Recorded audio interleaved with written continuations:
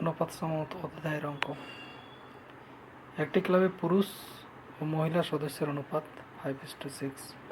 যদি তাহলে 22 জন মহিলা সদস্য ক্লাব পরিত্যাগ করে, তবে তাদের অনুপাত বিপরীত হয়ে যায়।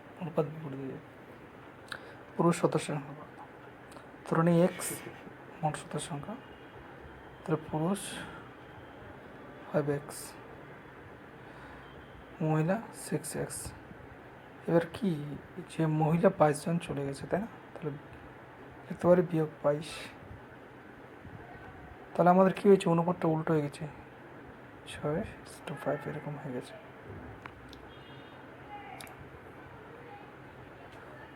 -25x = 36x - 132। তাহলে আমাদের হবে, এখন 11 হবে, বিয়োগ করলে x সমান দিয়ে মাইনাস থাকবে, যেহেতু মাইনাসের 12, 132 কেটে দিলাম 12, এই 12। তাহলে আমাদের পুরুষ সদস্য সংখ্যা চেয়েছি না? তাহলে পুরুষ কত, 5, তাহলে 5 × 12 60। তাহলে হলো সঠিক উত্তর অপশান নাম্বার সি। নেক্সট অঙ্ক কি বলছে, যে 126 টাকা প্রতি কিলোগ্রাম ও 135 টাকা প্রতি কিলোগ্রাম মূল্যে 2 প্রকার চা তৃতীয় প্রকার অন্য একটি চায়ের সঙ্গে 1:1:2 অনুপাতে মিশ্রিত করা হলো। যদি মিশ্রিত চায়ের মূল্য প্রতি কিলো 153 টাকা হয়, তবে তৃতীয় প্রকার চায়ের প্রতি কিলোগ্রাম মূল্য ছিল। এটাকে আমরা ধরো 126 গুণন 1, ইতিহাসটা আছে, তাহলে 126 হয়, প্লাস যোগ দিই 135 গুণন 1, 132 হবে। এবার কি বলছি, তৃতীয় প্রকার চায়ের কি বলছি, 2। তার মানে ধরুন তৃতীয় প্রকার চা x যোগ 2x, তাহলে এই 2x = কি হবে, আমাদের কি মিশ্রিত চাকে 153 টাকায় বিক্রি করেছে না? তাহলে এই মিশ্রিত চার দাম কি 153, তো 153 কি 1:1, তাহলে কত হয় 4, মোট হচ্ছে 4 গুণন 4। এখানে 2x = 4 × 3 = 12, 4 × 5 = 20, 21, তাহলে 612 বিয়োগ, এদিকে কি হচ্ছে, 5 × 11, 3 × 5 = 6, 1 × 2, 261 বিয়োগ করলে কি হচ্ছে, x = 1,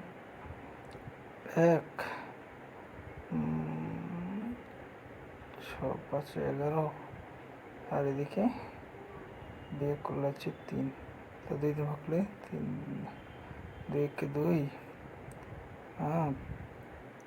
7 × 14, 5 × 10, তাহলে 5 × 10 0।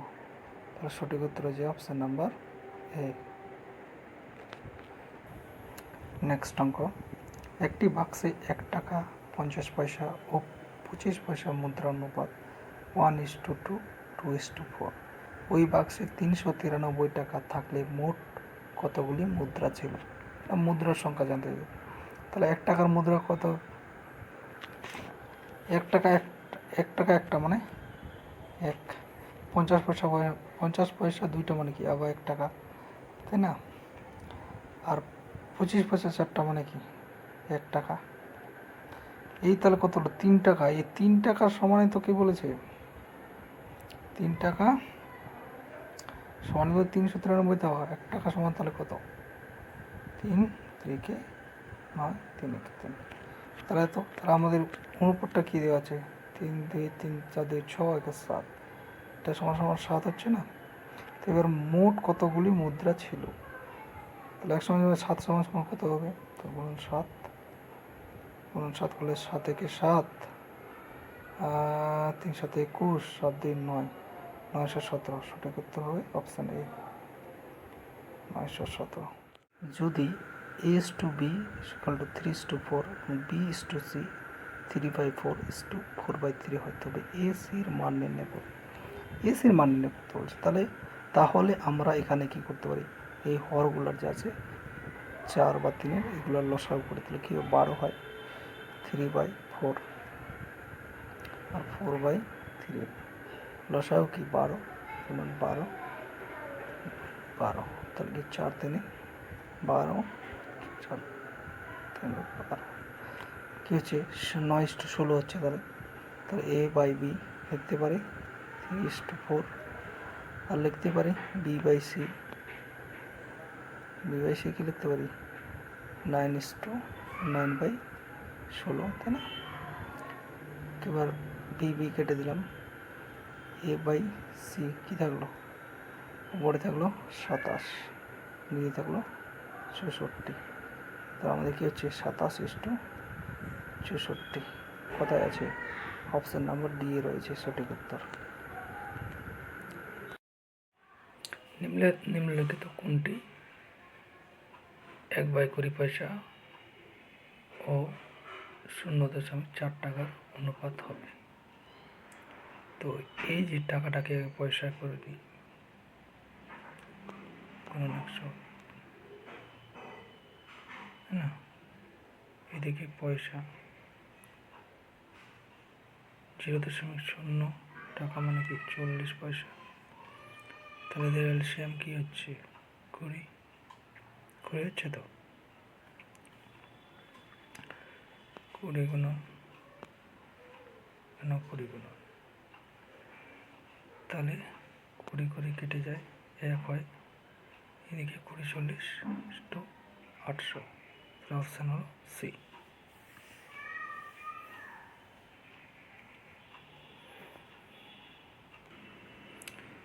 গম ও ধানের বাজান্তর অনুপাত 2:3, একটি পরিবারে গম ও ধানের ব্যবহারের অনুপাত 4:5, তাহলে পরিবারের গম ও ধানের জন্য খরচের অনুপাত কত? এই দেখো 5 দুগুণে 3, তাহলে 5 দুগুণে 10, 3 4 12, এই তো এটাকে করি ভাঙাই,